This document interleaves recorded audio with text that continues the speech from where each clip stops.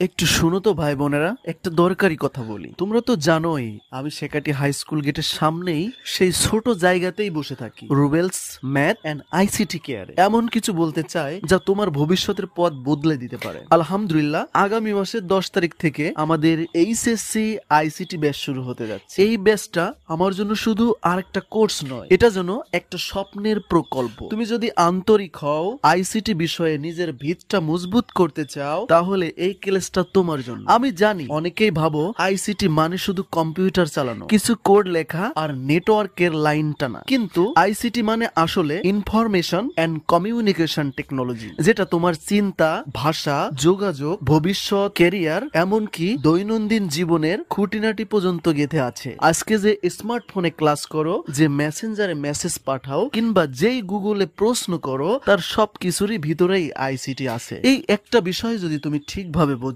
তাহলে তুমি কেবল পরীক্ষায় না, জীবনেও এগিয়ে যাবে। এই ব্যাচে আমি এমন ভাবে পড়াবো যাতে আইসিটি কে তুমি মুখস্থ করতে বাধ্য না হও, বরং বুঝে শেখো। যা মুখস্থ করি তা ভুলে যায়, কিন্তু যা বুঝি তা মনে থাকে সারা জীবন। এই কথাটা মাথায় রেখেই সাজিয়েছি পুরো কোর্সটা। তোমাদের অনেকের মনে ভয় থাকে, স্যার প্রোগ্রামিং বুঝি না, ফ্লোচার্ট দেখলেই মাথা ঘুরে যায়। কেউ বলে বুলিয়ান অ্যালজেব্রা শুনলেই কান ধরে পালাতে ইচ্ছে করে, আবার কেউ শুধু মাল্টিপল চয়েস কোশ্চেন অর্থাৎ এমসিকিউ নিয়েই চিন্তিত। আমি বলি ভয় পেও না ভাই, আইসিটি যদি আমি বুঝিয়ে দিই, দেখবে এটা তোমার প্রিয় বিষয় হয়ে যাবে। এই ব্যাচে আমরা প্রতিটি অধ্যায় করাবো ধাপে ধাপে। প্রথমে সহজ ভাষায় বেসিক বোঝানো হবে, এরপর কনসেপ্ট ক্লিয়ার করা হবে উদাহরণ দিয়ে, তারপর শর্ট নোট ও গুরুত্বপূর্ণ প্রশ্ন উত্তর। প্রতিটি টপিক শেষে থাকবে কুইজ ও মডেল টেস্ট। বোর্ড পরীক্ষায় এমসিকিউ আর সিকিউ আলাদাভাবে অনুশীলন। আর যারা একেবারেই নতুন, তাদের জন্য থাকবে zero two hero ICT boost class.